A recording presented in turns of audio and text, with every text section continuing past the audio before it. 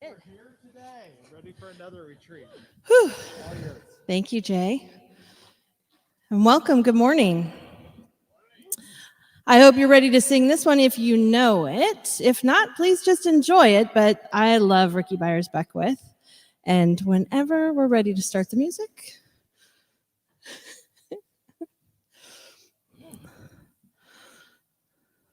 So I'm going to be singing with Ricky, and I hope you'll sing with me.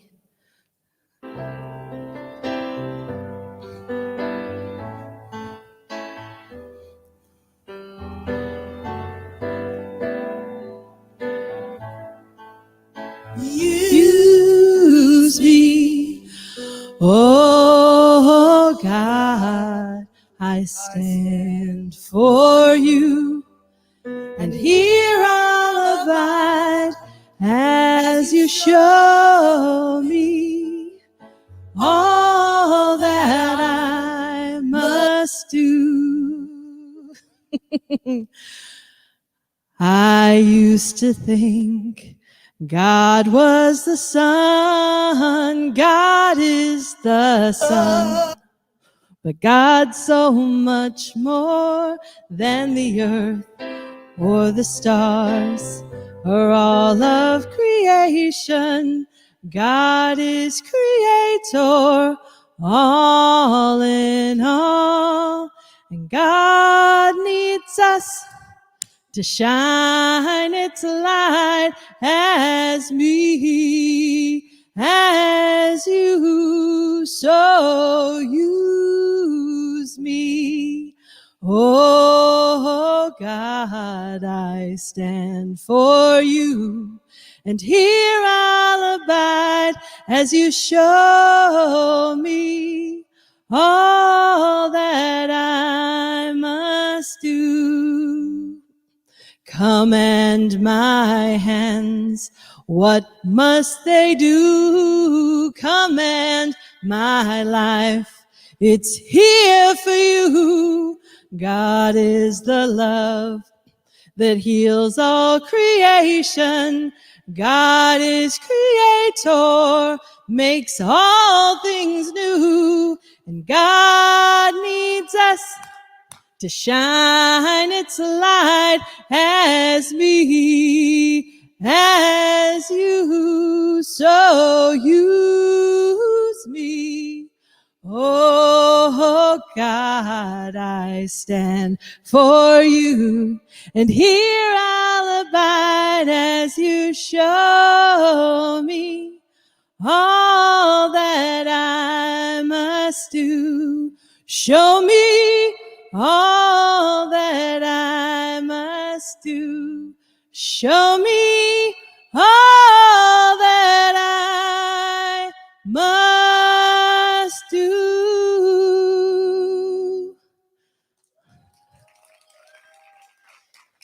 I'm glad I know that one.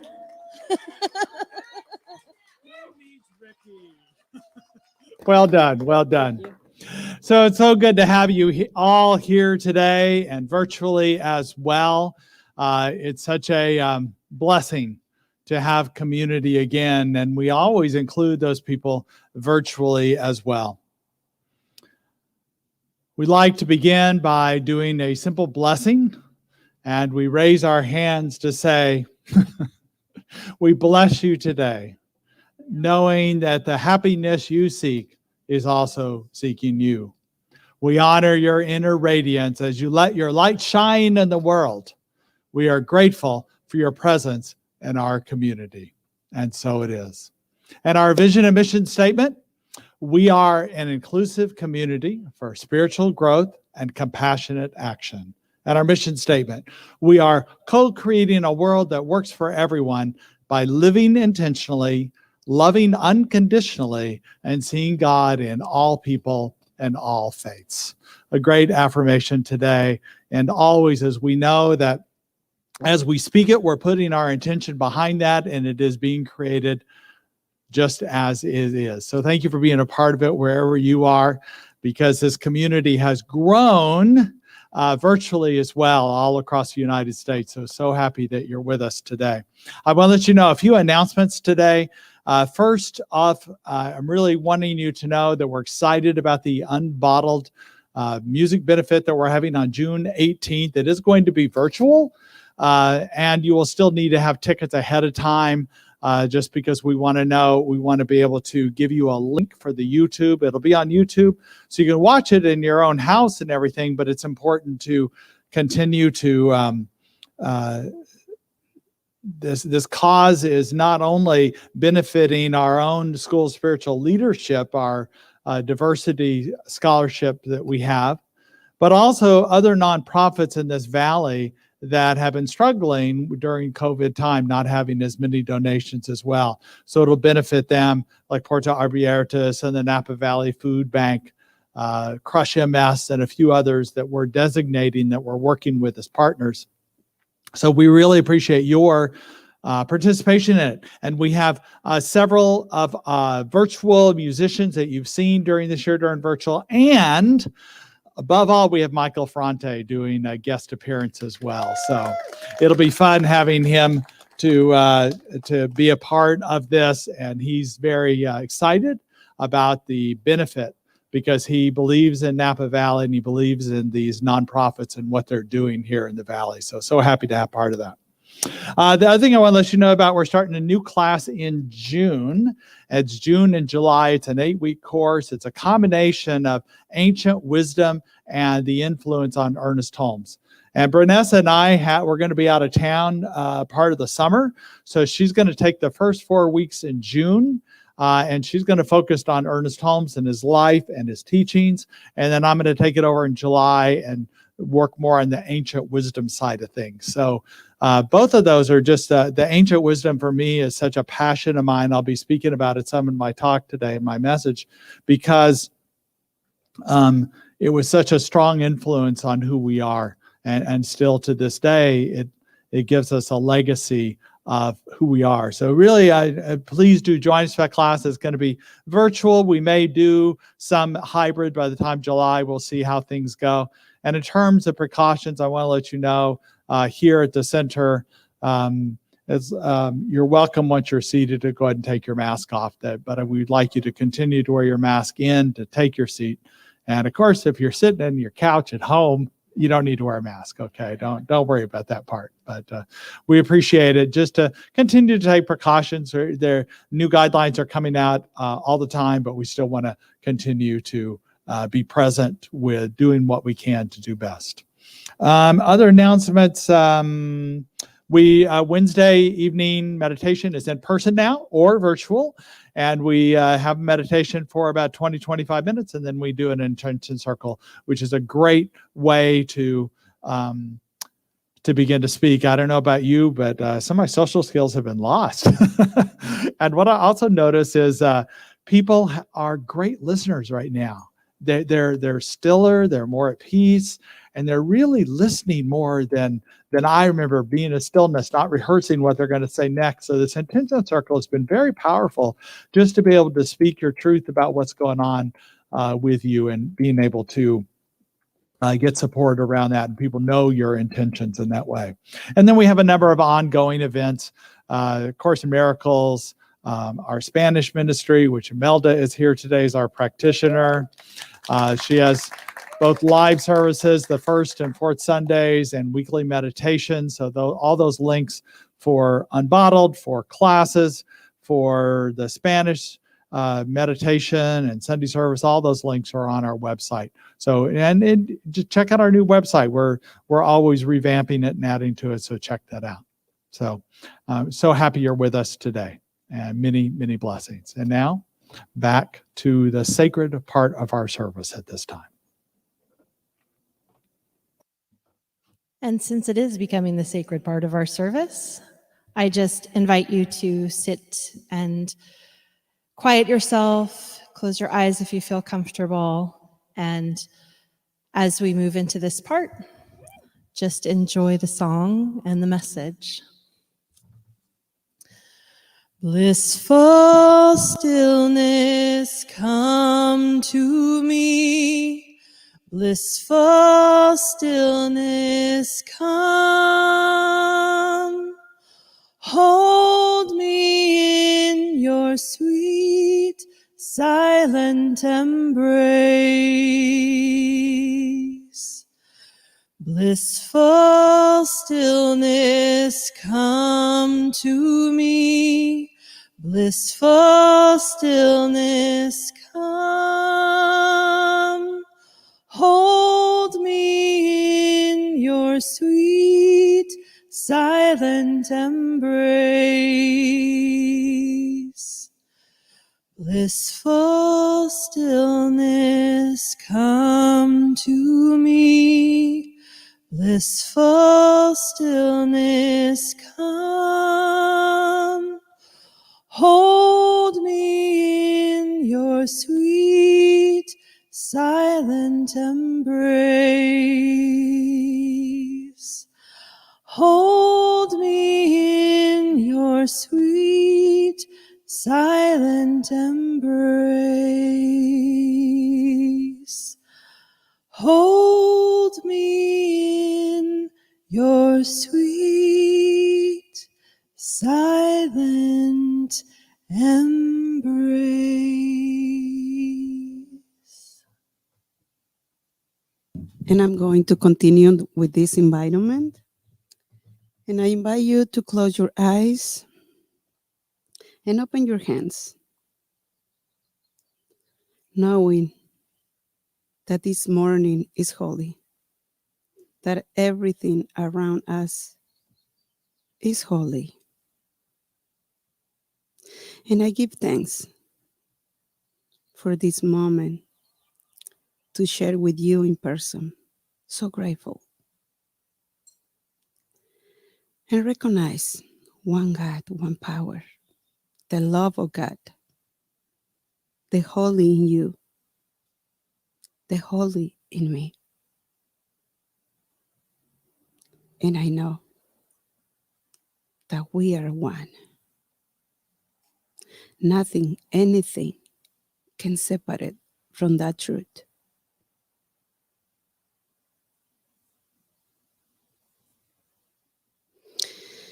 Y es en este momento que reconozco un solo Dios, una sola mente, una sola fuerza. Y estoy agradecido por ello, por esta mañana perfecta, por el clima, sintiendo y reconociendo que Dios es todo lo que es. Y sintiéndolo así, reconociéndolo así, doy gracias. Gracias, gracias. And I know that God is everything. And accept that. I give thanks. And so it is. Good morning to all of you. How happy I am to see you again.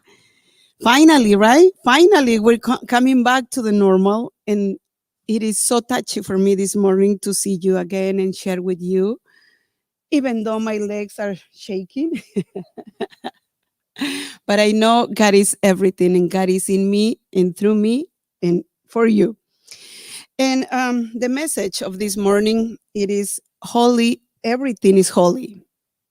And I'm going to make some question for you to think in this.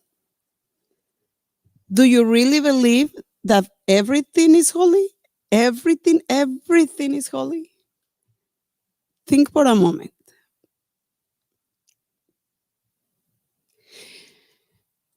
And how is everything holy?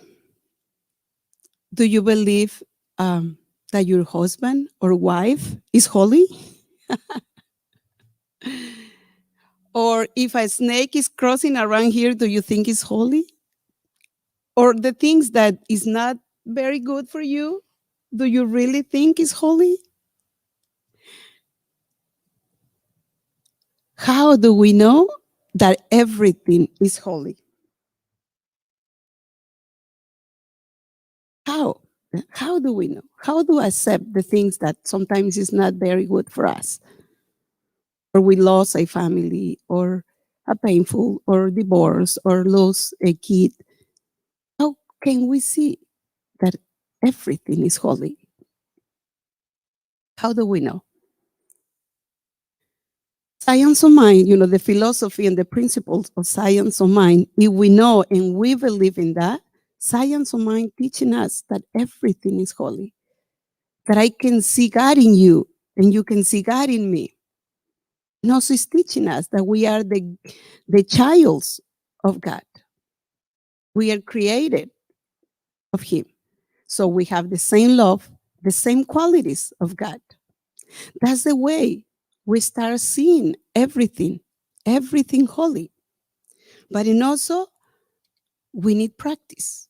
If we don't practice, we don't feel it. We don't believe. Yes, we know what the science of mind says. But how we can practice? We are blessed because we have a center. We have a wonderful minister. He offers us classes, meditation, workshops, many things that is going on in Napa Valley Center. And it is the way we expand our mind, our heart, and start seeing that everything is holy. So he already offered a class at the beginning and many things that you can find out in the webpage or other things that he's doing for us. And that's the importance, practice, being present in the right time, in the right moment, wherever you are, be conscious. Remember and knowing that we are the child of God. And see holy in your husband, even though sometimes we don't like, or in your wife, in your attitude of the teenagers, sometimes it's very challenging. Be friends with them, but God is in them. And I want to close this with inviting you to come and practice and take the classes and remember all the time who we are. Thank you.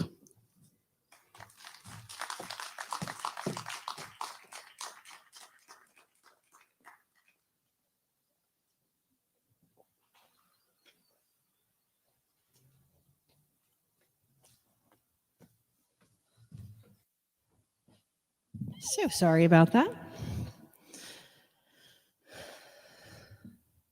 This one, we can all sing together too. Many of us know Karen Drucker.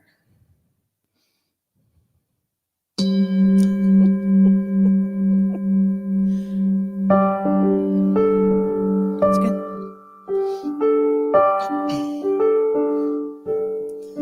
We are holy, holy, holy. We are holy, holy, holy. We are holy, holy, holy. We are whole. I love to hear all of you. We are holy, holy, holy. We are holy, holy, holy. We are holy, holy, holy. We are whole. We are holy, Spirit divine, holy, come to me, holy, feeling love, holy, healing me. Holy, open my heart, holy, allow me to see holy, beauty and love lives in me. You are holy, holy, holy. You are holy, holy, holy. You are holy, holy, holy. You are whole. You are holy, holy, holy. You are holy, holy, holy. You are holy, holy, holy. You are whole. I am holy, Spirit divine, come to me, feeling love, healing me. Open my heart, allow me to see beauty and love lives in me. I am holy, holy, holy. I am holy, holy, holy. I am holy, holy, holy. I am holy. I am holy, holy, holy. I am holy, holy, holy. I am holy, holy, holy. I am holy. We are holy, holy, holy. We are holy, holy, holy. We are holy, holy, holy. We are holy. We are holy, holy, holy. We are holy, holy, holy. We are holy, holy, holy. We are holy. I am holy, holy, holy. I am holy, holy, holy. I am holy, holy, holy. I am whole. You are whole. We are whole. I am whole.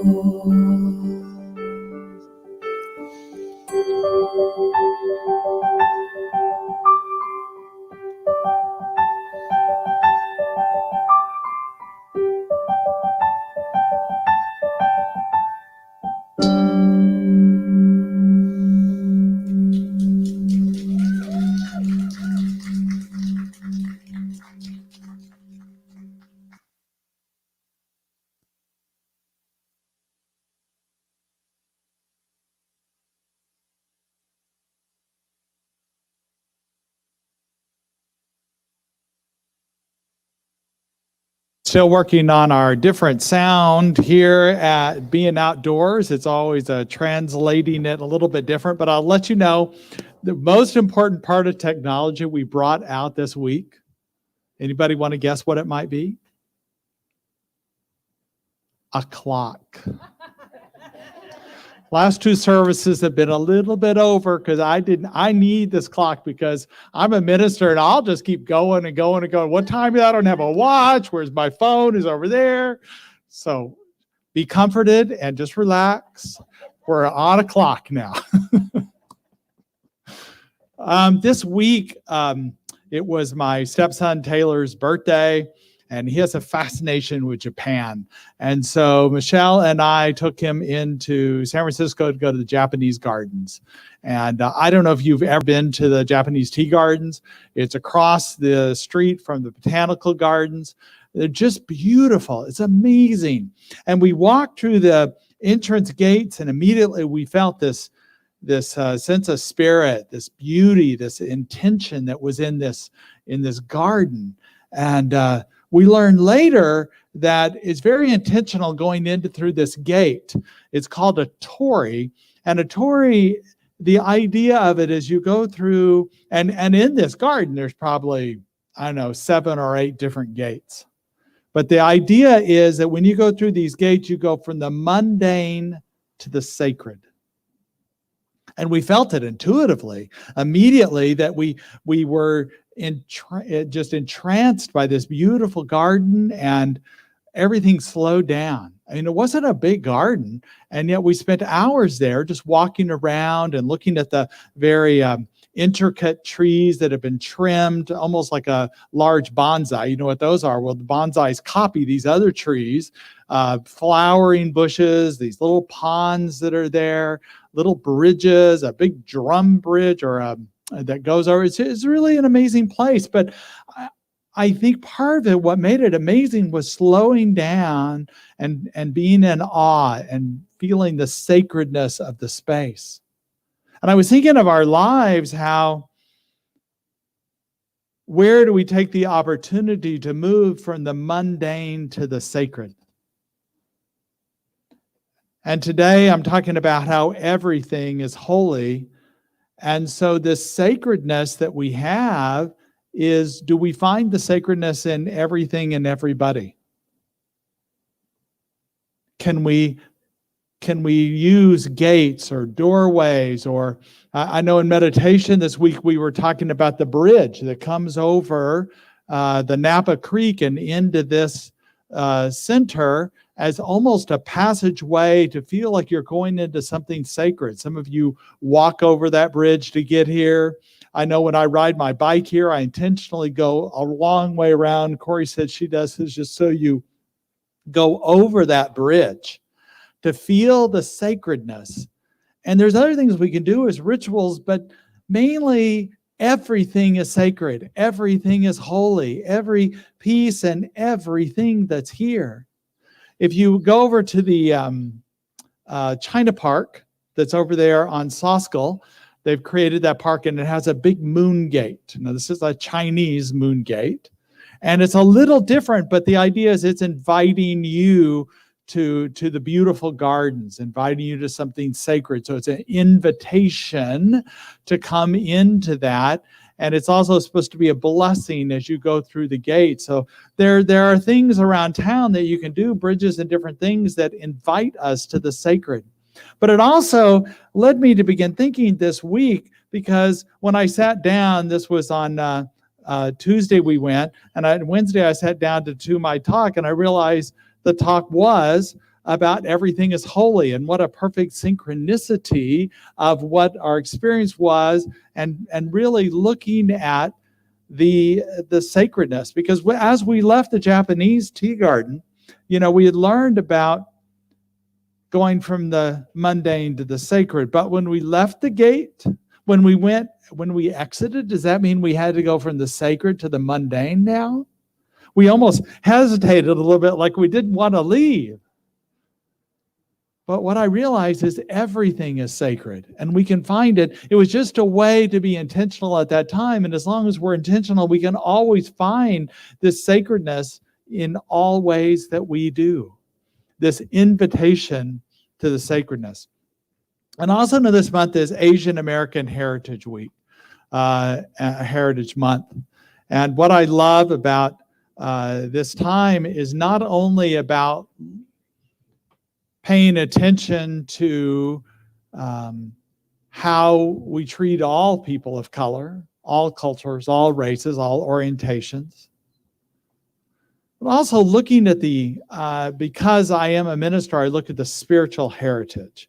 And the spiritual heritage of the Asians, of the religions and the philosophy and the culture that we've imported here into the States and around the world has been profound.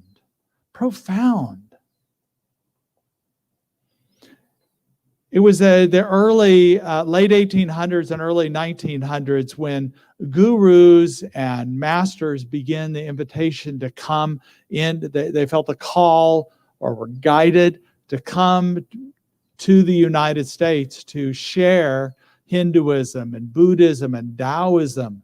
And it's this amazing philosophy. And what was interesting is during this time, it was a birth time of so many different religions, new religions. There were new interpretations of the Bible happening, new prophecies, self-proclaimed prophecies, yes, that we know.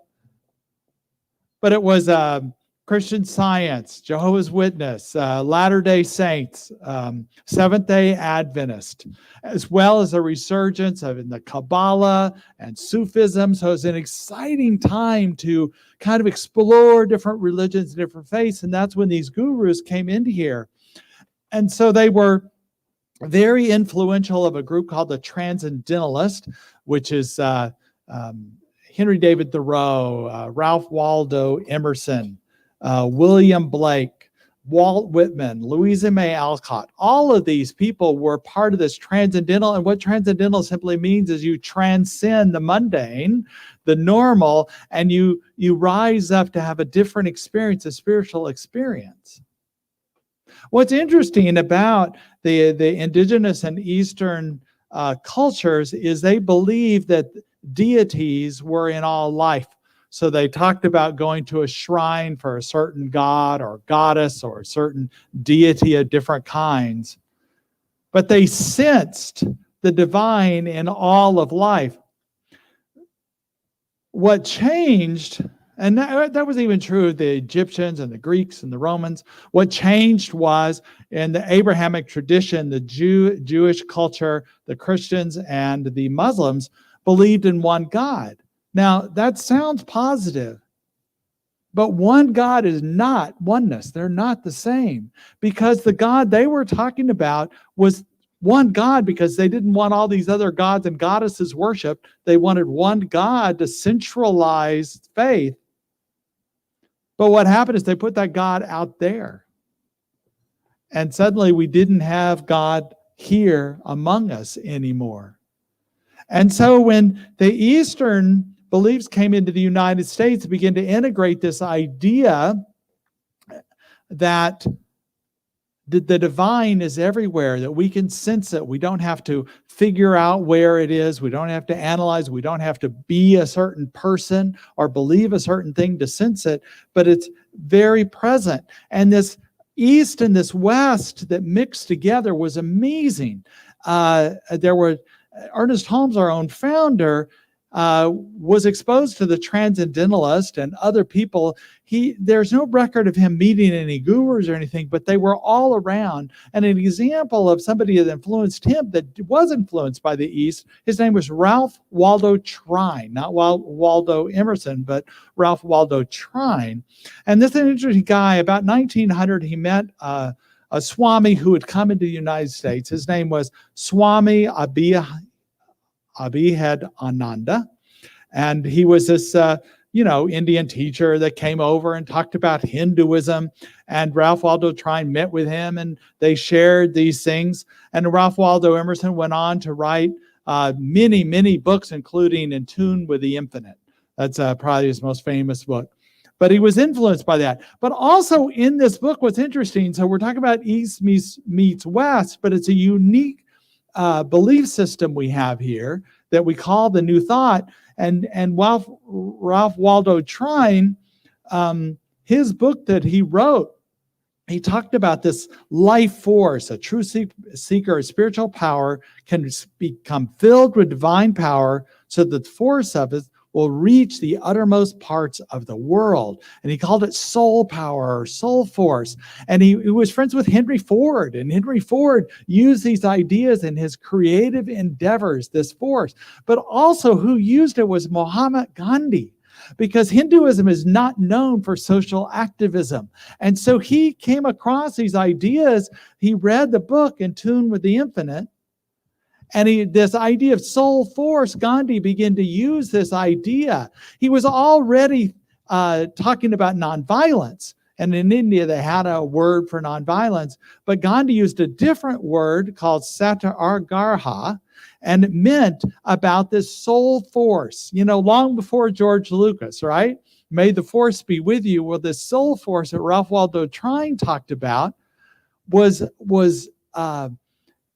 impactful in Gandhi. So there's this coming together and integrating of a better way of doing things that's more than just receiving this information in a quiet space, in a meditative space and spiritual practice, but it's taking it out into the world as a force, as an action, allowing spirit to come through us.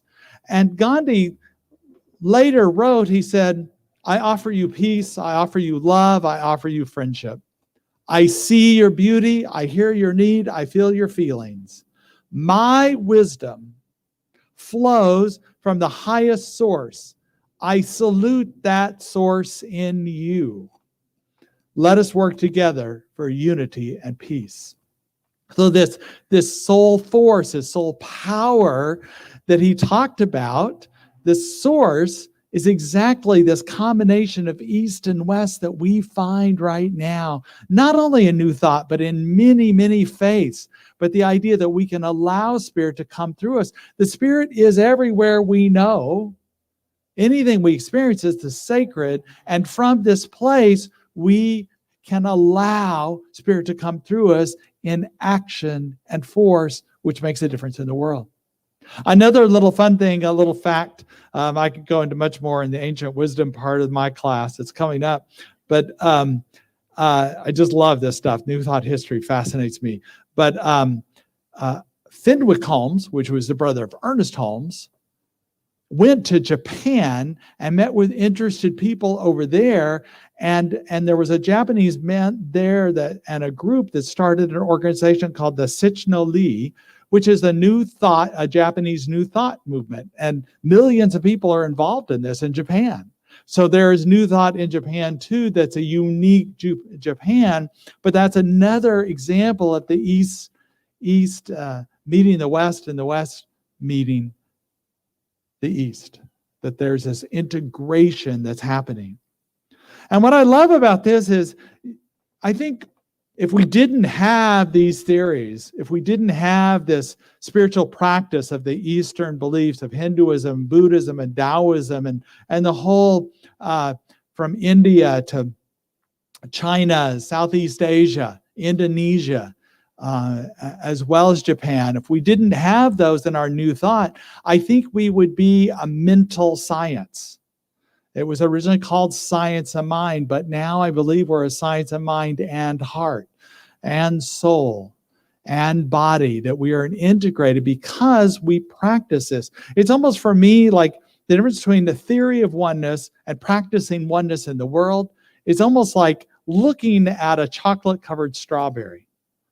It looks pretty, but it's not until you taste it do you get the sweetness. That you have to move through a little bit of bitterness of the dark chocolate, but the sweetness is within.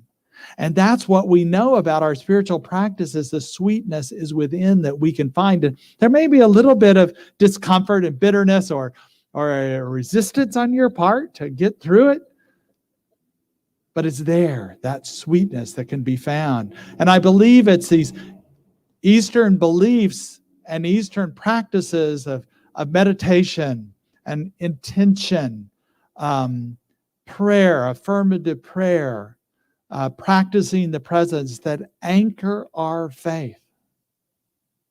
In the early 1900s, before we were exposed to Eastern faiths, we were primarily groups of people that did hypnotism and mental science, mental words, used words a lot.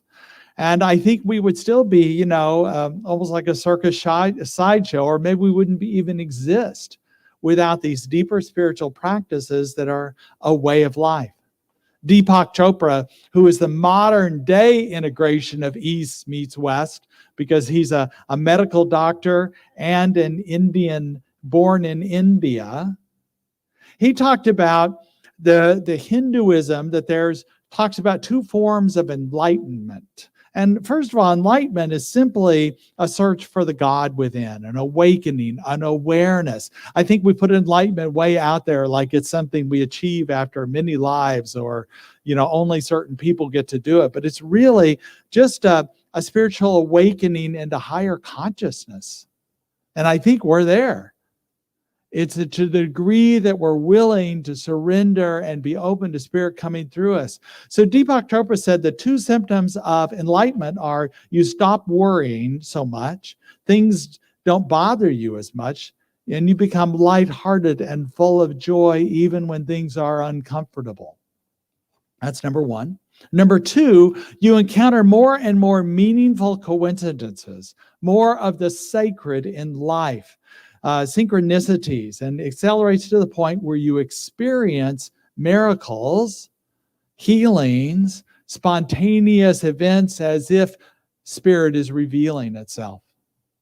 This month, with the theme of Holy, Holy, I've been knowing and allowing Spirit to come through no matter what, even if it's in moments when it's not what I wanted.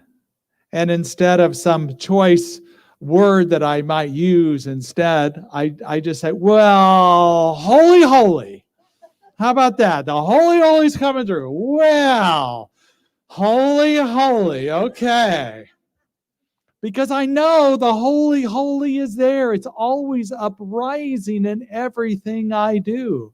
that we can transcend this way. And this way of the East meeting the West, of the love that comes through us, the peace and the joy that comes through us, is a deeper way of connecting that we do.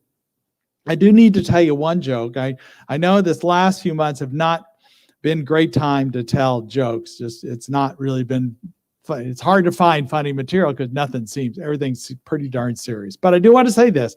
A yogi came from India, and he came to the United States, and he needed to have some oral surgery. And he wanted to teach us that we didn't need the Novocaine and the numbing things for oral surgery, because he wanted to teach us to transcendental medication. Transcendental medication. Okay. All right. I'll go on to the mark. Okay. Thank you. Well, I got one applause there. So as we move into this idea that we are holy, holy, that everything is holy, holy, that all life is, that we can find the holy, holy in all things through gratitude, through awareness, through just a willingness to see who and what is there. Going back to Ralph Waldo Trine, his book called In Tune with the Infinite, that this week my affirmation is just, I am in tune with the infinite. I am in tune with the infinite. Let's all repeat that. I am in tune with the infinite. One more time. I am in tune with the infinite. So just allow yourself to feel that and a harmonious connection as we continue to be mindful and paying attention and practicing the presence of oneness, to be in prayer, to be in a meditation. And a meditation does not have to be sitting down and doing nothing. That's a good way to start your day, but it can also be just going about your day, seeing sacred things, seeing synchronicity, seeing the blessing that is, and experiencing that which you are seeking within you, the mental and heart equivalent of what that is. The Japanese gardens we went to were only 5 acres, which is not really that big of a space. But we spent hours there. The botanical gardens across the street are 55 or more acres. It's huge. And yet,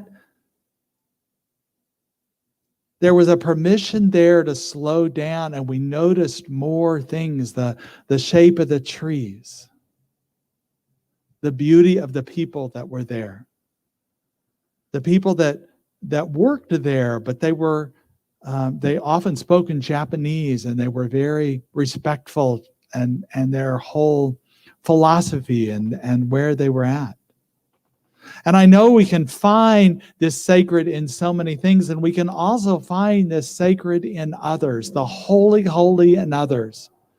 That if we do this allowing, rather than forcing our way into something, but allowing Spirit to come through us,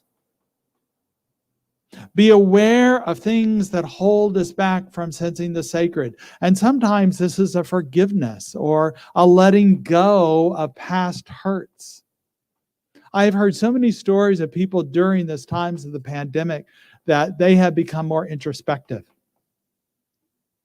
They become less busy. And in that, they've noticed things that they've held on to for a long time. I was looking online and found 3 samples. There was 3 examples.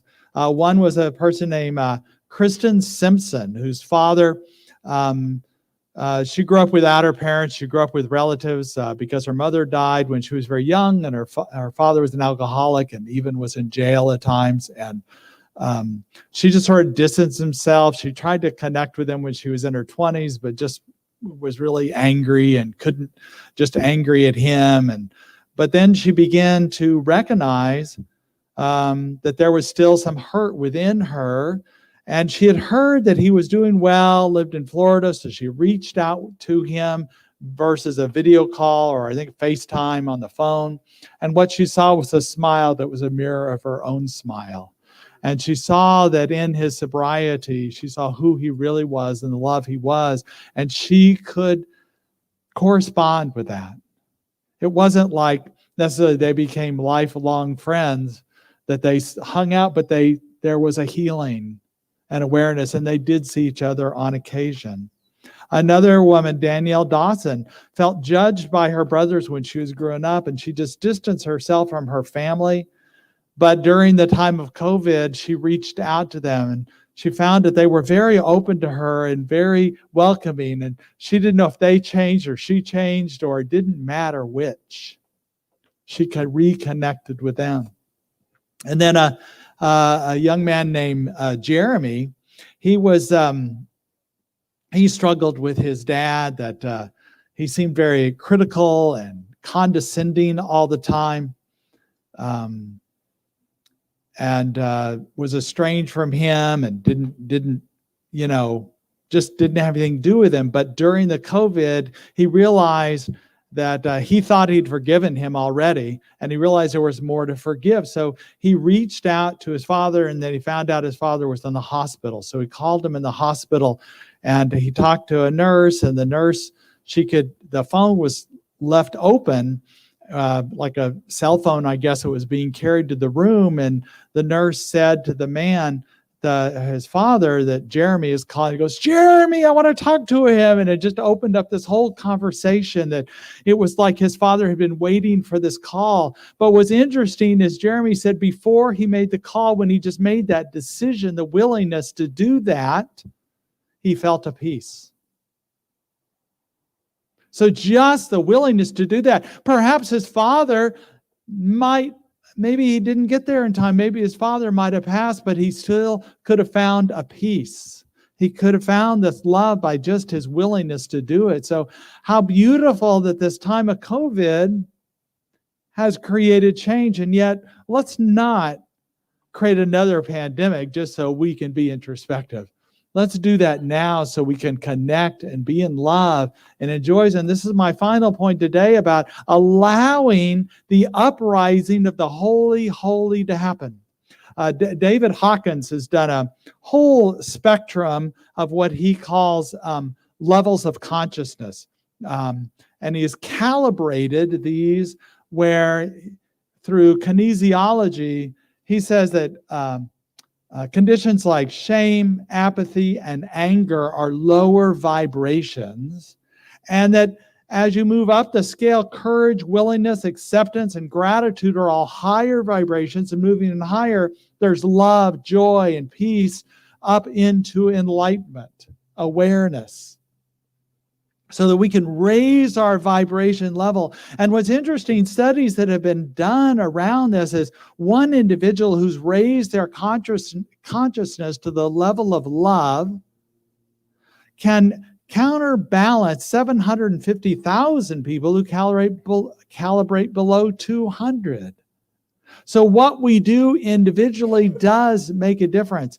And what I love about all this intention work, the rising of the holy, holy, is that many people have been doing, now bringing back into the Western world, scientific experiments of that which is the Eastern way of meditation. So people like Greg Braden, Joe Dispenza, Lynn McTaggart, they have all done work that have proven that conditions change, that our body chemistry can change, that healing can happen.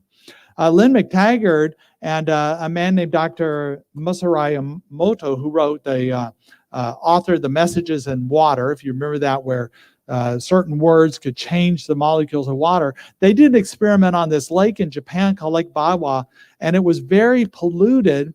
And they did some intention work, and they were able to raise the measurement of photons in there, as well as raise the measure of the pH balance in the lake.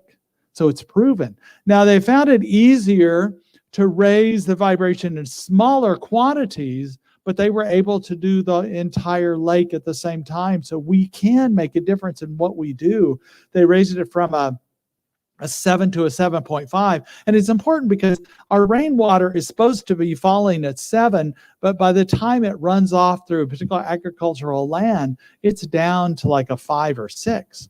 So we need to consciously raise up all things, all vibrations, including that which we drink and that which we eat, but also that which we connect with others. And this is the rising up that we can do, that we can connect and make a difference in ourselves first and in the entire planet, the entire universe, by raising it up. So let's spend this time we have to, as we walk through a doorway, feeling ourselves move into the sacred, as we step into meditation, as we step into just walking, talking, being, let's raise that level up. Let's walk from the mundane into the sacred, and then don't leave the sacred. Stay in the sacred. And know that all is holy, holy, holy. Let's go to prayer. What I know right now is that all life is sacred. I'm grateful for Spirit right now being in and through us as us. That is always present wherever we may be, whatever we are experiencing right now, Spirit is present with us. And we can allow this Spirit to move and be and have our being. That we experience the sacred and we experience the shifts in our lives that we are seeking because we're allowing Spirit to come through us. I know all those people who are in prayer right now with concerns of themselves or somebody else. Or if you fill out a prayer request, we know that Spirit is with you right now and lifting you up, comforting you, and being with you in this moment. We know that healing and transformation is happening for all of us as we recognize the holy, holy, holy. And for this, I'm so, so grateful. And together we say, and so it is. All right, now a little more Georgia.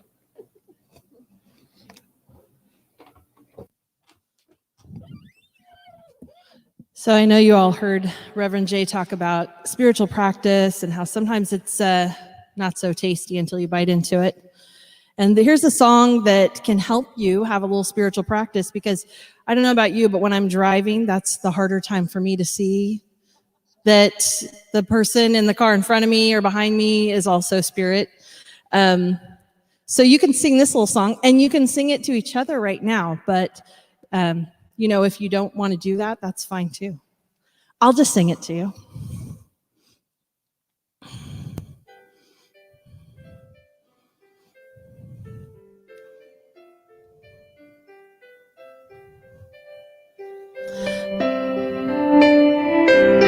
There is only one of us. In your eyes, it's me I see. There is only one of us. You are my reflection. There is only one. There is only one of us. In your eyes, it's me I see. There is only one of us. You are my reflection. There is only one. There is only one of us. In your eyes, it's me I see. There is only one of us. You are my reflection.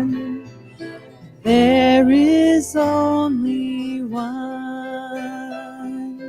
You are my reflection. There is only one reflection. There is only one. You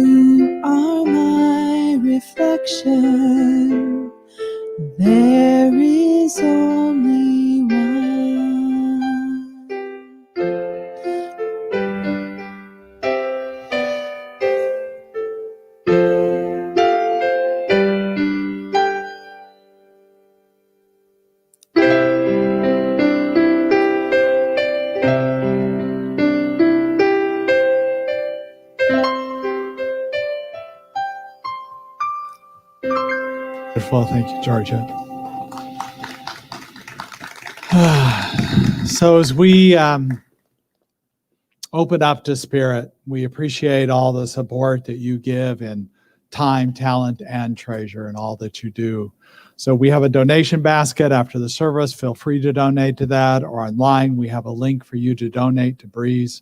We appreciate the support that you're giving us. And we have an affirmation for you, knowing that what you're giving is circulating within your life and bringing you back abundance. So we say, divine love as me blesses and multiplies all that I am, all that I have, and all that I circulate.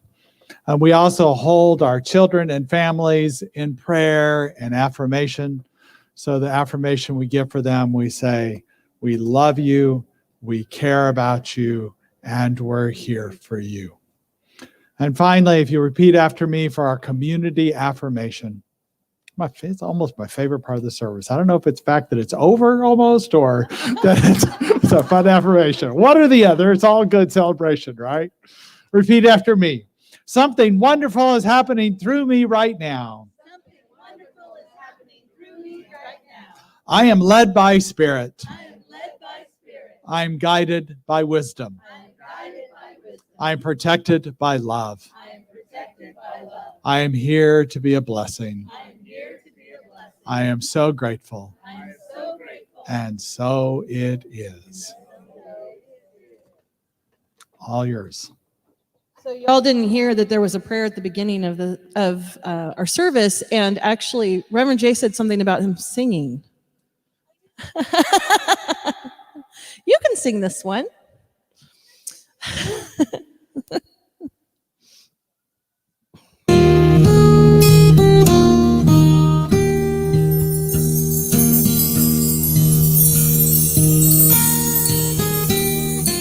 You can all sing this one too.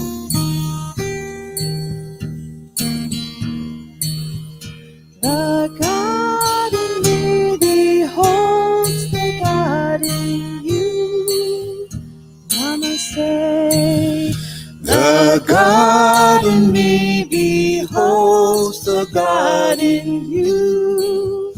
Namaste.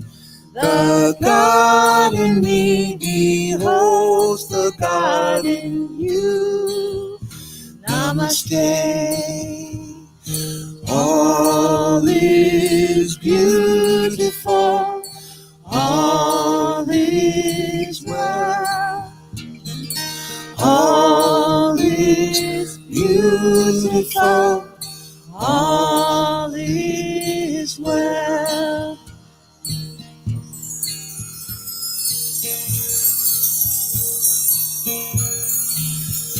The God in me beholds the God in you. Namaste. The God in me beholds the God in you. Namaste. All is beautiful, all is well. All is beautiful, All is well. Namaste. Forward, we know that all is well and all is beautiful as we see the God in all. Have a wonderful day and a wonderful week.